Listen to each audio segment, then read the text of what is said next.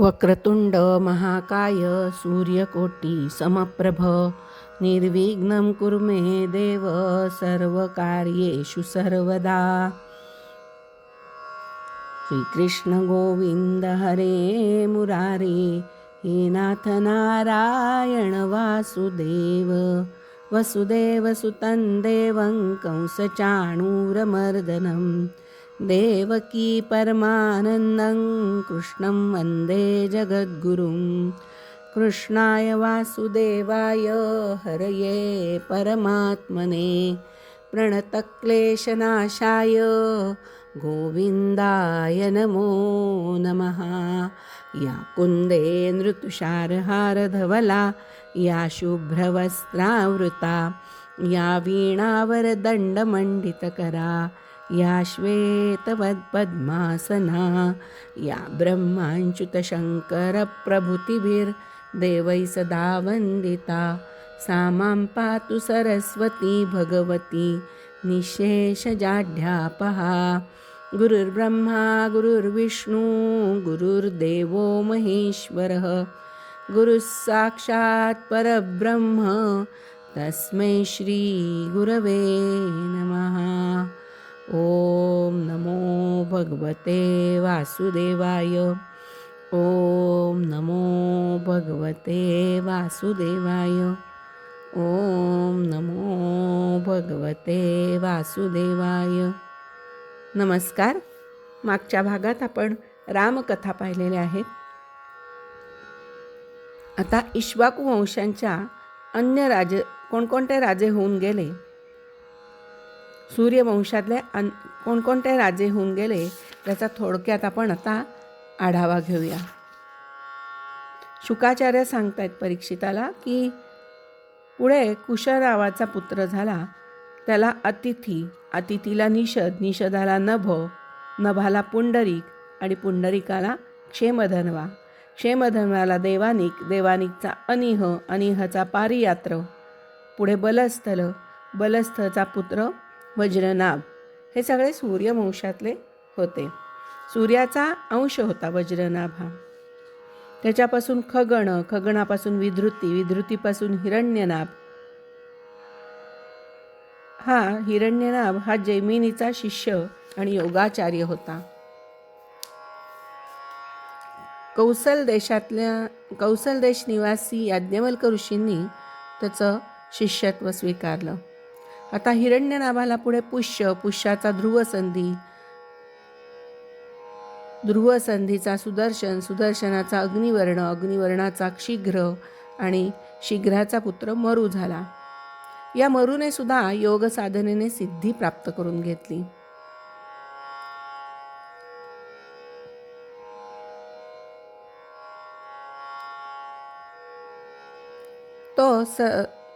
तो सध्याही कलाप नावाच्या गावात राहतो.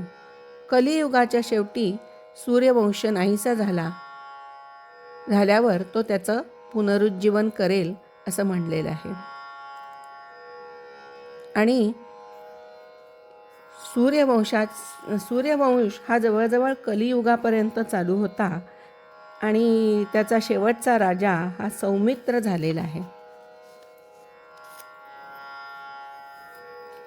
पुढे मरुपासून परुश्रुत, त्याच्यापासून संधी, संधीपासून अमर्षण, अमर्षणपासून महस्वान, महस्वानचा विश्वासाह, नंतर प्रसेनजित, प्रसेनजितचा तक्षक, तक्षकचा बृहद्बल. या बृहद्बलाला अभिमन्यूने म्हणजे परीक्षित राजाच्या वडिलांनी मारलेला आहे. अशा प्रकारे इक्ष्वाकू वंशामध्ये अनेक राजे होऊन गेले. बृहद्बलाचा पुत्र बृहद्रण, त्याचा उरुक्रिय, वत्सवृद्ध, वत्सवृद्धाचा प्रतिव्योम, प्रतिव्योमाचा भानू, भानूचा पुत्र दिवाक, दिवाकाचा सहदेव, सहदेवाचा बृहदश्व, बृहदश्वाचा भानुमान, भानुमानचा प्रतिकाश्व, प्रतिकाश्वाचा सुप्रतीक, सुप्रतीकचा मरुदेव, मरुदेवचा सुनक्षत्र, सुनक्षत्राचा पुष्कर, पुष्कराचा अंतरिक्ष, अंतरिक्षाचा सुतपा, त्याचा पुत्र अमित्रजित.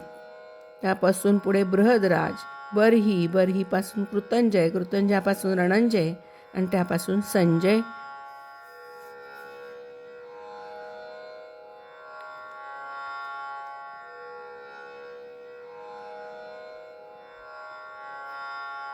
आता बृहत बलाचे पुढे कोणते वंशज होतील अजून म्हणजे ते परीक्षिताच्या काळात झालेले नव्हते, ते त्यांनी सांगितले की पुढे संजय नावाचा राजा होईल आणि त्याचा शाक्य आणि त्याच्यानंतर शुद्धोददानंतर लांगल राजा होईल, त्यानंतर पुन्हा प्रसेनजितचा पुत्र शूद्रक होईल आणि शूद्रकापासून रणकापासून सुरतापासून या वंशातला शेवटचा राजा सुमित्र हा जन्माला येईल आणि त्यानंतर सूर्यवंश हा सुमित्रापर्यंतच इक्ष्वाकूचा वंश राहील, कारण सुमित्र राजा झाल्यानंतर कलियुगात हा वंश समाप्त होऊन जाईल असं त्यांनी परीक्षित त्या राजाला सांगितलं. पुढे इक्ष्वाकूचा पुत्र होता निमी. त्याने यज्ञ प्रारंभ करून महर्षी वशिष्ठांना ऋत्विज होण्यासाठी आमंत्रित केलं. वशिष्ठ म्हणाले की अरे राजा, इंद्राने मला आधीच आमंत्रित केले आणि मी त्याच्याकडे यज्ञ करायला जाणार आहे. मी त्याचा यज्ञ पूर्ण करून झाला की तुझ्याकडे येतो. थांब, तोपर्यंत माझी वाट पहा. ठीक आहे म्हणला निमी. राजा गप्प बसला, काही बोलला नाही. पण नंतर निमीच्या असं मनात आलं की जिवंत क्षणभंगूर आहे, उद्या काय होईल सांगता येत नाही. त्यापेक्षा आपण वशिष्ठ येण्याची वाट बघत बसण्यापेक्षा दुसऱ्या कोणत्या तरी ऋत्विजांकरवी हा यज्ञाला सुरू करू. आणि इकडे इंद्राचा यज्ञ पूर्ण करून जेव्हा वशिष्ठ परत आले तेव्हा त्यांनी पाहिलं की निमी राजांनी यज्ञाला प्रारंभ केलाय. त्यांना अतिशय क्रोध आला आणि त्यांनी शाप दिला त्याला. म्हणले, तू स्वतःला जास्त शहाणा समजतोस काय? आता ह्या निमीचा देह पडून जाऊ दे. निमींना पण राग आला वशिष्ठांचा की मी यज्ञ करतोय आणि तुम्ही मला शाप देताय. लोभामुळे धर्म न जाणणाऱ्या आपले शरीरही पडो. म्हणजे मी यज्ञ करीत असताना मला शाप देतायत का? तर तुम्हाला यज्ञाचं फळ, यज्ञामध्ये मिळणारं दान तुमचं कमी होतंय. तुम्ही लोभामुळे मला हा शाप देतायत, तर तुमचा सुद्धा देह गळून पडो. दोघांनी एकमेकांना शाप दिलाय. इकडे आत्मविद्येमध्ये निपुण असलेल्या निमीनी आपल्या शरीराचा त्याग केला आणि वशिष्ठ मुनींनी सुद्धा आपल्या शरीराचा त्याग करून त्यांनी मित्रा वरुणांपासून उर्वशीच्या ठिकाणी त्यांनी जन्म घेतला. श्रेष्ठ मुनींनी इकडे निमी राजाचं शरीर सुगंधी वस्तूमध्ये ठेवलं आणि तो जो अर्धवट राहिलेला जो यज्ञ होता तो पूर्ण केला. आणि मग त्यांनी देवांना प्रार्थना केली, हे देवांनो, जर तुम्ही समर्थ असाल तर निमीचं हे शरीर पुन्हा एकदा जिवंत होऊ दे. देव म्हणले, तथास्तु. पण निमी म्हणाला, आता मला काही देहाचं बंधन नको आहे. मी आता दुःख, शोक, भयाचं मूळ कारण असणारं हे शरीर धारणच करू इच्छित नाही. त्यावेळेला देव म्हणाले, निमी राजा, शरीराशिवाय प्राण्यांच्या डोळ्यांमध्ये तू आपल्या इच्छेनुसार राहशील आणि तिथे राहून तू सूक्ष्म शरीराने भगवंतांचं चिंतन करत राहशील. आणि म्हणून सर्व प्राणीमात्रांच्या पापणीमध्ये हा निमी राजा आता राहतो. आपण म्हणतो ना, निमिष मात्र पापणी लवतीये, तोपर्यंत एखादी घटना घडली असं म्हणतो ना, निमिष मात्र. म्हणून तो निमी राजा आपल्या पापण्यांमध्ये आता त्याचं वास्तव्य आहे. आणि म्हणून त्याच्या नावावरून निमिष मात्र असं हे नाव आपण म्हणतो. ती कधी कधी क्षणार्धात एखादी गोष्ट घडते, आपली डोळ्याचं हे पापणी लवते ना लवते तोच असं आपण म्हणतो ना, त्या निमिष मात्र. तो निमिष हा शब्द या निमी राजावरून आपल्याला पडलेला आहे. इकडे राजा नाही, त्याच्यामुळे महर्षींना वाटलं की आता अराजकता माजेल, शत्रू राज्यावर स्वारी करून येईल, तर काय करायचं? या राज्याचं रक्षण तर झालंच पाहिजे.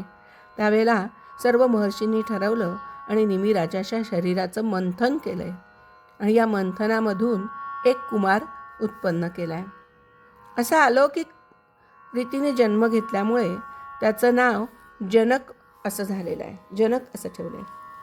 देहरहित अशा निमीपासून उत्पन्न झाल्यामुळे त्याला वैदेह असंही त्याचं नाव पडलंय. मंथनातून उत्पन्न झाल्यामुळे त्याचं नाव मिथिल असं पडलं आणि पुढे या जनक राजानेच मिथिलापुरी वसवलेली आहे. या जनक राजापासून पुढे उदावसू, नंतर नंदीवर्धन, नंदीवर्धनाचा सुकेतू, त्याचा देवरात, देवराताचा बृहद्रथ, महावीर्य, महावीर्याचा सुधृती, सुधृतीचा धृष्टकेतू, धृष्टकेतूचा हर्यश्व आणि त्यानंतर त्याचा मरू नावाचा पुत्र झाला आहे. मरूला प्रतिपक, प्रतिपकला कृतिरथ, कृतिरथचा देवमीड, देवमीडाचा विश्रुत, विश्रुतापासून महाधृती, महाधृतीचा कृतिरात, कृतिराताचा महारोमा, महारोमाचा स्वर्णरोमा, स्वर्णरोमाचा ऋस्वरोमा, त्याचा पुत्र सीरध्वज. हा सीरध्वज राजा एकदा यज्ञासाठी जमीन खणत होता. तेव्हा त्या सीराचा म्हणजे नांगराचा ध्वज म्हणजे टोक, नांगराने जमीन खणत होता आणि त्या नांगराच्या टोक लागून तिथं सीता प्रगट झालेली आहे आणि म्हणून त्याचं नाव सीरध्वज असं पडलेलं आहे. आता या सीरध्वजाचा कुशध्वज, कुशध्वजाचा धर्मध्वज, धर्मध्वजाचा कृतध्वज आणि मितध्वज असे 2 पुत्र आहेत.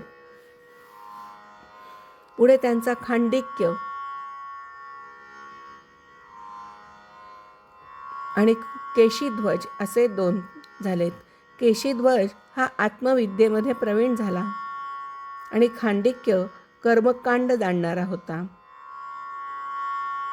केशीध्वजाचा पुत्र भानुमान आणि भानुमानाचा शतद्युम्न, शतद्युम्नापासून शुची, शुचीपासून सनद्वाज, सनद्वाजापासून ऊर्ध्वकेतू, ऊर्ध्वकेतूपासून अज, अजापासून पुरुजित, पुरुजितपासून अरिष्टनेमी, अरिष्टनेमीपासून श्रुतायु, श्रुतायूपासून सुपार्श्वक, सुपार्श्वकापासून चित्ररथ आणि चित्ररथापासून मिथिलाधिपती क्षेमधीचा जन्म झाला.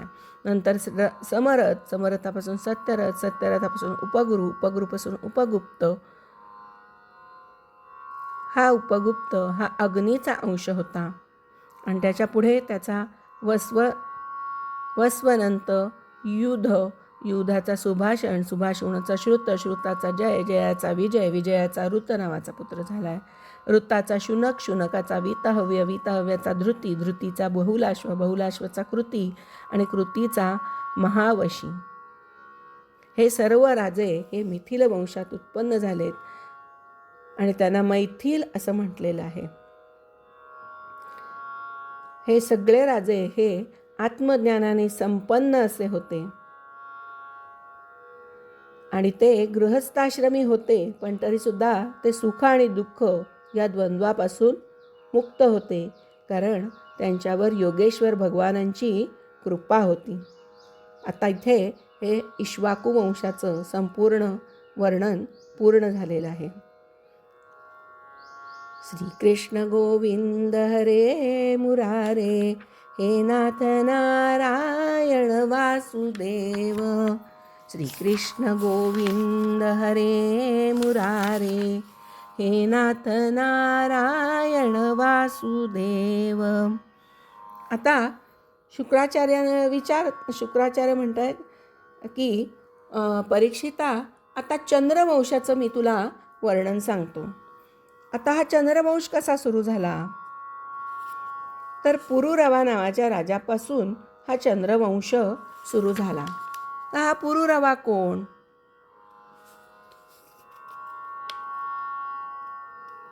तर पुरुरवा हा चंद्राचा पुत्र आहे. तर तो कसा झाला, तर सुरुवातीला अत्रींच्या नेत्रापासून अमृतमय अशा चंद्रांचा जन्म झाला आहे. अत्री ऋषी हे ब्रह्मदेवाचे पुत्र. अत्रींनी 7 ऋषी निर्माण केले, त्यातले हे अत्री. या अत्रींच्या नेत्रापासून अमृतमय अशा चंद्राचा जन्म झाला आणि ह्या चंद्राला ब्रह्मदेवानी ब्राह्मण, वनस्पती आणि नक्षत्रांचा अधिपती बनवलं. तिन्ही लोकांवर विजय मिळवून त्यांनी राजसूय यज्ञ केला आणि त्याला अतिशय गर्व झाला. आणि बृहस्पती हे देवांचे गुरु, त्यांच्या पत्नीचे नाव होतं तारा. एक दिवस चंद्राकडे ती आली काही कारणानं आणि चंद्राने तिला ठेवून घेतली आणि ताराची पण अनुमती होती. तारासुद्धा चंद्राच्या सौंदर्यावर खूप भाळली होती. त्यामुळे चंद्राने तिला परत दिली नाही. ती चंद्राबरोबर राहायला लागली. बृहस्पतीने अनेकदा त्याच्याकडे जाऊन त्याला विनंती केली की माझ्या पत्नीला तू पाठवून दे, तू तिला असं करणं योग्य नाही. पण चंद्राने काही गुरूंचं म्हणणं ऐकलं नाही. आता देव आणि दानव यांच्यामध्ये युद्ध होईल अशी परिस्थिती निर्माण झाली. बृहस्पती अतिशय क्रोधित झाले होते. त्यामुळे सर्व देव इंद्रासह बृहस्पतींच्या बाजूने उभं राहिले आणि युद्धाला आता सुरुवात करायची. त्यावेळेला चंद्राच्या मदतीसाठी शुक्राचार्य आपल्या असुरांना घेऊन आले. महादेव प्रत्यक्ष या युद्धामध्ये आलेत आणि त्यांनी भूतगणांसह आपले विद्यागुरू अंगिराचे पुत्र बृहस्पतींची बाजू घेतलेली आहे. अंगिरा राजाचे पुत्र हे बृहस्पती होते. त्यांची बाजू सगळ्या देवांनी घेतली आहे आणि असुरांनी चंद्राची बाजू घेतली आहे.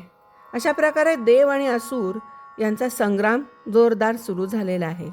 तारेच्या कारणाने ते सगळेजण एकमेकांमध्ये लढायला लागले. युद्ध सुरू झाले. खूप दिवस युद्ध चालू झाल्यानंतर अंगिरा ऋषी म्हणजे बृहस्पतींचे पिता ते ब्रह्मदेवाकडे आलेत आणि म्हणले की काय तुम्ही हे युद्ध चाललंय, काहीतरी काढा मार्ग ह्याच्यातून. हे असं युद्ध जास्त दिवस चालू राहणं योग्य नाही. त्यावेळेला ब्रह्मदेव तिथे आलेत आणि त्यांनी तारेला सांगितले की त्याला सांगितलं की ही गुरूंची पत्नी आहे. गुरुपत्नीला ही तू इथे ठेवून घेणं चांगलं नाही, योग्य नाही आहे. तिला ताबडतोब बृहस्पतींच्या घरी पाठवा. आणि अशा पद्धतीने ब्रह्मदेवांनी तारेला बृहस्पतींच्या घरी आणून सोडले आणि तिथे युद्ध समाप्त झालेलं आहे.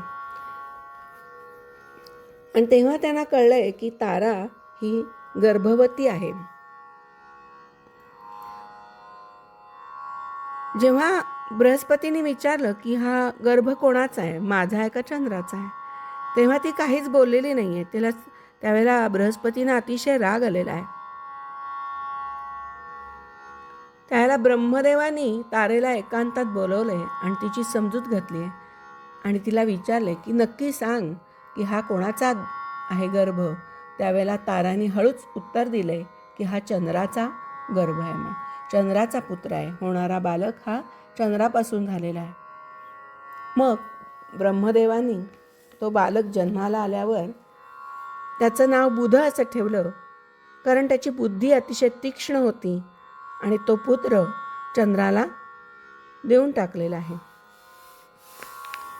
पुढे या बुधापासून पुरुरवा झाला आणि हा चंद्रवंशाचा राजा झालेला आहे. एक दिवस काय झालं, आज बुधापासून पुरुरवा कसा झाला याची कथा आपण मागे ऐकलेली आहे. इला नावाचा शंकर आणि पार्वतींच्या शापित असलेल्या भागामध्ये जेव्हा एक राजा तिथे प्रवेश केलेला होता आणि त्याला इला नावाचा मुलीचा जन्म प्राप्त झालेला आहे. त्यावेळेला तो इला तिथेच राहिला, कारण त्याला जाता येईना आपल्या मूळ देशामध्ये. आणि त्यावेळेला तिथे त्याचं बुधाशी मिलन झाले आणि त्या बुध आणि इला हे दोघंजण एकत्र राहून त्यातून पुरुरवा नावाचा पुत्र जन्माला आलेला आहे. ही कथा पूर्वी आपण ऐकलेली आहेच. तर अशा या पुरुरवाची जन्म झाल्यानंतर पुरुरवा सुद्धा अतिशय देखणा होता दिसायला. एक दिवस देवर्षी नारद इंद्राच्या सभेमध्ये गेले आणि तिथे त्यांनी पुरुरव्याचं अतिशय सुंदर वर्णन केलं.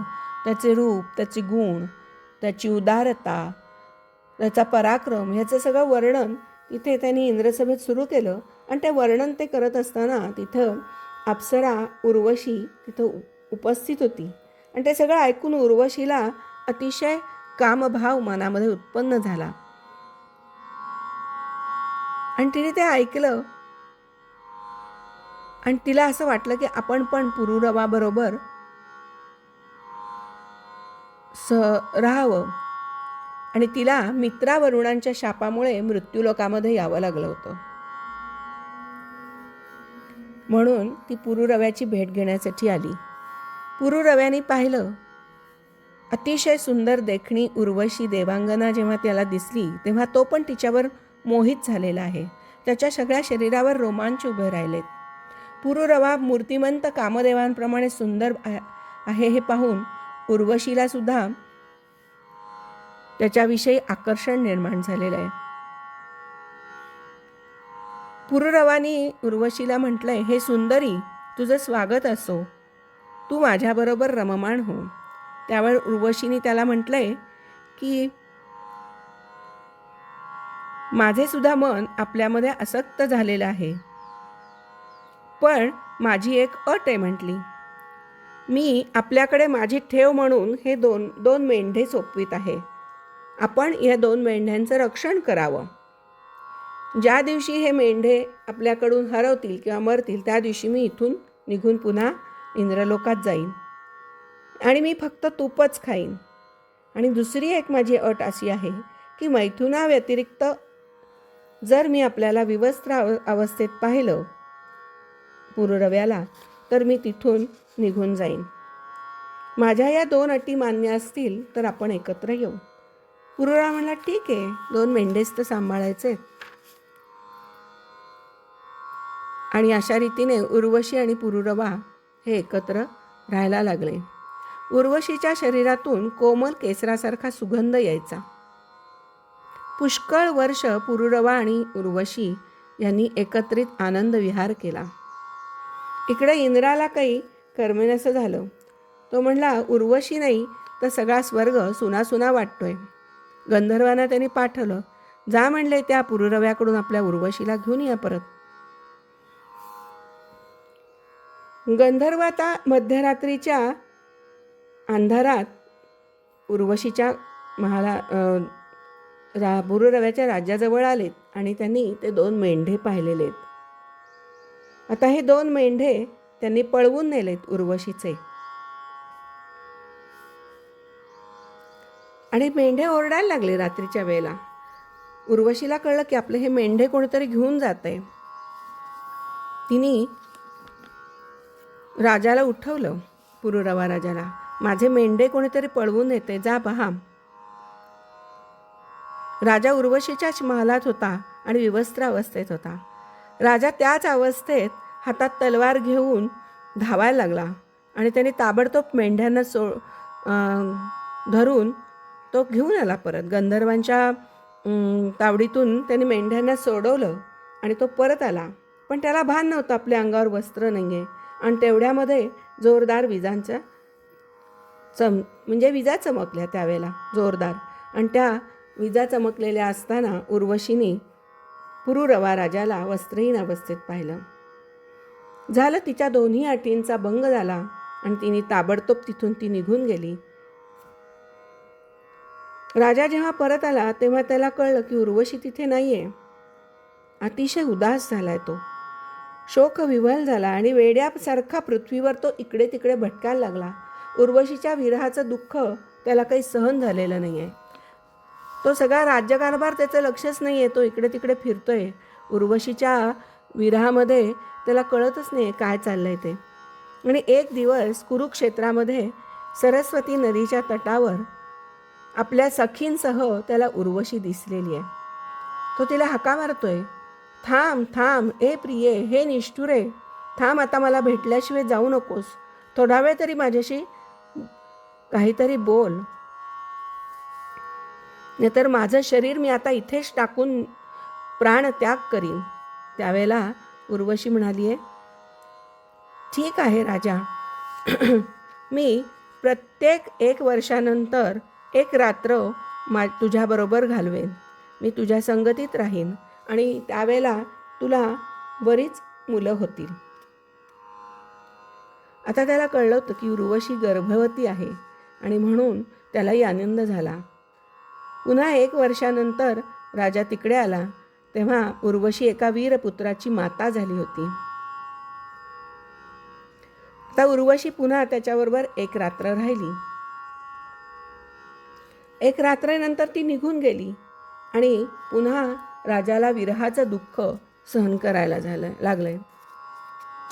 त्यावेळेला उर्वशी त्याला म्हणाली, तू या गंधर्वांची स्तुती कर, ते मला तुझ्याकडे सोपवतील. पुरुरव्याने तिच्या सांगण्यानुसार गंधर्वांची खूप स्तुती केली. पुरुरव्याच्या स्तुतीने प्रसन्न होऊन गंधर्वांनी एक अग्निकुंड दिलं त्याला. पण तो उर्वशीच्या एवढा ह्याच्यात होता की त्याला ती उर्वशीच आहे असं वाटलं आणि ते अग्निकुंड त्यांनी हृदयापाशी धरलं आणि तो एका वनातून दुसऱ्या वनात, एका वनातून दुसऱ्या वनात असा फिरायला लागला आहे. त्याला कळतच नाही आपण काय करतोय. आणि ज्या वेळेला त्याला भान आलं तेव्हा त्याला कळलं की अरे आपल्या हातात अग्निकुंड आहे, उर्वशी नाही आहे. तेव्हा ते पात्र तो वनामध्येच टाकलंय त्यांनी आणि आपल्या महालामध्ये परत आलाय. आणि पुन्हा रात्रीच्या वेळी त्याला उर्वशीची अतिशय आठवण झाली आहे आणि तो तिचंच ध्यान करत राहिला. अशा प्रकारे ध्यान करत करत त्रेतायुग सुरू झालंय आणि या पुरुरव्याच्या हृदयामध्ये 3 वेद प्रगट झालेले आहेत.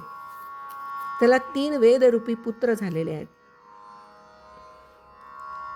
आणि जिथं त्याने अग्निपात्र टाकलं होतं तिथं तो गेला तेव्हा त्याला शमी वृक्षातून एक पिंपळ वृक्ष उगवलेला दिसला आणि म्हणून त्याने त्या दोन्ही झाडांच्या लाकडापासून 2 अरणी तयार केल्या. यज्ञासाठी मंथन करून अग्नी प्रज्वलित करतात तेव्हा एक लाकूड खाली ठेवतात आणि दुसऱ्या लाकडाने त्याचं मंथन करतात, त्याला अरणी असं म्हणतात.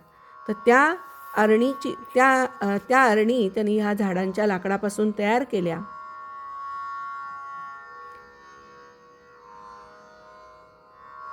आणि त्याचं मंथन करीत राहिला. अग्नी प्रज्वलित करणाऱ्या मंत्रांनी त्याचं मंथन केलं आणि त्या मंथनामुळे जातवेदा नावाचा अग्नी प्रगट झाला. या राजा पुरुरव्याने अग्निदेवतेची 3 वेदांचे संस्कार करून आहवनीय, गार्हपत्य आणि दक्षिणाग्नी अशा 3 भागात अग्नीचं त्यांनी 3 प्रकारचे अग्नी तयार केलेले आहेत आणि त्यांना पुत्ररूपाने स्वीकार केला आहे त्यांचा. म्हणजे आता आहवनीय, गार्हपत्ती आणि दक्षिणाग्नी असे 3 पुत्र पुरुरव्याला झालेले आहेत.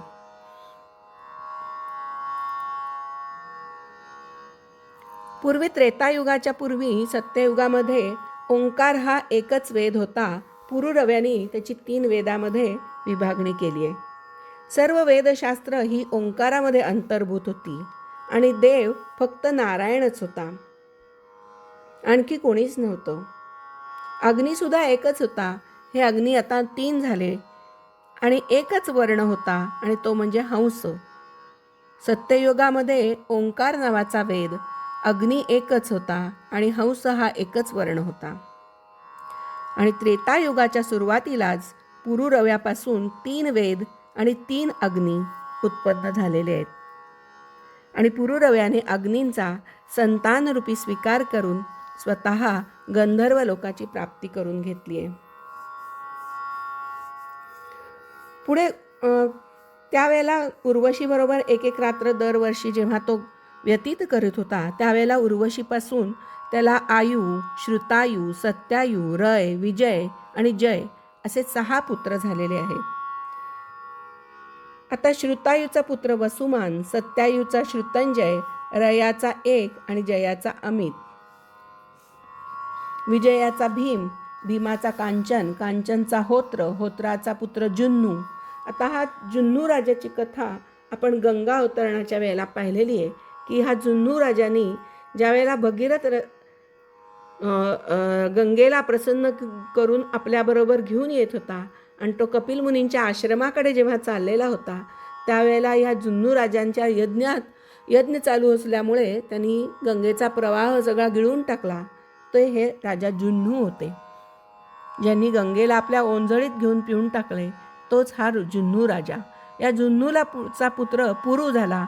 पुरूचा बलाक आणि बलाकाचा अजक, अजकाचा पुत्र कुश, कुशाचा कुशांबू कुशांबूचा तनय, वसु, कुशनाभ असे 4 पुत्र झालेत. आणि ह्या कुशांबूला अजून एक पुत्र होता, गाधी नाव होतं त्याचं. या गाधी राजाची पुढे एक कथा आली. या गाधीला एक कन्या होती, तिचं नाव होतं सत्यवती. ही सत्यवती दिसायला अतिशय सुंदर होती. आणि एक दिवस गाधी राजाकडे रुचिक ऋषी आले आणि त्यांनी सांगितलंय की गाधी राजा ते आले त्याच्या दरबारामध्ये. आलेल्यानंतर त्यांनी अर्थात कोणी ऋषी ब्राह्मण आले की राजे त्यांचे सत्कार त्यांची पूजा करायचे, त्यांचा सन्मान करायचे, आदर सत्कार करायचे. त्यावेळेला त्याप्रमाणे गाधी राजांनी रुचिक ऋषींचा सगळा योग्य तो यथा सन्मान केला आणि विचारलं की आज आपण कशासाठी आलात आमच्याकडे, काय आपली अडचण, मी काय आपल्याला मदत करू शकतो. त्यावेळेला रुचिक ऋषींनी सांगितलं की आपली कन्या जी सत्यवती आहे ती तू मला अर्पण कर, मला तिच्याबरोबर विवाह करायचा आहे. आता ऋषींवर बरोबर विवाह करावा असं काही गाधीराजाला पसंत नव्हतं. म्हणून मग आता ऋषींना तर काही नाही म्हणता येत नाही, नाहीतर त्यांच्या शापाला आपल्याला सामोरं जावं लागेल. म्हणून गाधीराजा म्हणाला, ठीक आहे मुनीश्वर, आम्ही कुशिक आहोत. आपण माझ्या कन्येसाठी जर 1000 घोडे शुल्क रूपाने जर मला दिले तर मी तुम्हाला हुंडा म्हणून त्यांनी मागितलेला आहे गाधीराजांनी. आणि म्हणले की तुम्ही जर 1000 घोडे आणि त्यांचं शरीर पांढरं आणि एक कान काळा असावा असे जर घोडे तुम्ही मला आणून दिले तर मी माझ्या सत्यवतीचा विवाह तुमच्याशी लावून देईन. आता महर्षी रुचिकांना कळलं की ह्याची काही गाधीराजाची आपल्याला सत्यवती अर्पण करण्याची काही इच्छा दिसत नाही. ते म्हणले एवढंच ना, ठीक आहे म्हटले. मग रुचिक मुनींनी वरुणाकडे गेलेत आणि वरुणाला त्यांनी सांगितलं की मला संपूर्ण शरीर पांढरं आणि एक कान काळा असलेले 1000 घोडे हवेत. आणि वरुणाने त्यांची विनंती मान्य केली आहे आणि ते घेऊन आलेत. वरुणाने त्यांना ते सगळे घोडे दिले आणि ते घेऊन ते गाधीराजाकडे आले. आणि आता गाधीराजाकडे दुसरा पर्याय नव्हता आणि गाधीराजांनी सत्यवतीबरोबर त्यांचा विवाह करून दिलेला आहे. आता या रुचिकांना सत्यवतीने सांगितलं की माझ्या आईला कन्या आहेत पण पुत्ररत्न नाही आहे, तर तुम्ही मला आणि माझ्या आईसाठी पुत्रप्राप्ती व्हावी म्हणून काहीतरी करा. त्यावेळेला महर्षी रुचिकांनी काय केलं, म्हणले ठीक आहे, दोघींनाही पुत्र व्हावा म्हणून त्यांनी यज्ञ करून एक चरू शिजवला. आणि दोघींचा हे वेगळा होता, हे ब्राह्मण कुळातले म्हणून रुचिकांनी तिचा वेगळा होता चरू शिजवला होता आणि हे क्षत्रिय आहेत गाधी म्हणून त्यांचा वेगळा होता. सत्यवतीच्या आईचा चरू वेगळा ठेवला होता आणि ते स्नानाला निघून गेले. इकडे सत्यवतीच्या आईला वाटलं की ऋषींनी आपल्या पत्नीसाठी श्रेष्ठ प्रतीचा चरू शिजवला आहे आणि म्हणून तिने तिच्याकडून म्हणजे सत्यवतीकडून तिचा चरू मागून घेतला आणि सत्यवतीने सुद्धा आपला चरू आईला दिला आणि आईचा चरू स्वतः खाऊन टाकला. ज्यावेळेला मुनींना ही गोष्ट समजली तेव्हा रुचिक मुनी म्हणले की सत्यवती, तू मोठा अनर्थ केलायस. आता तुझा पुत्र लोकांवर शासन करणारा आणि अतिशय क्रूर स्वभावाचा होईल आणि तुझा भाऊ मात्र एक श्रेष्ठ ब्रह्मवेत्ता होईल.